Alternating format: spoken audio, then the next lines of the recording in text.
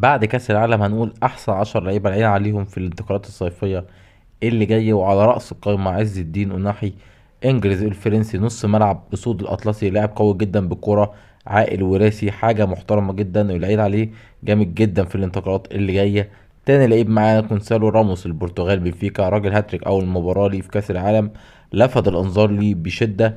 الكرواتي حارس مرمى ليفاكوفيتش طبعا يعني اثبت وجوده جدا في المونديال، ولولا تألق مارتينيز كان اخد القفاز الذهبي. انزو فرنانديز اسد الارجنتين، بنفيكا برضو البرتغالي، رئتين يا جماعه في الملعب، لاعب من طراز عالمي. كودي جاكبو طبعا ايندهوفن الهولندي، لعيب سريع جدا قوي ومهاجم صندوق، يعني مفيش ماتش لعب وحش. كودي. سفيان مرابط طبعا افضل ديفندر في المونديال، اسهب بمعنى الكلمه، موجود يا جماعه في كل حته في الملعب، ماسح خط الوسط ما شاء الله عليه. سفيان مرابط برضه فورنتينا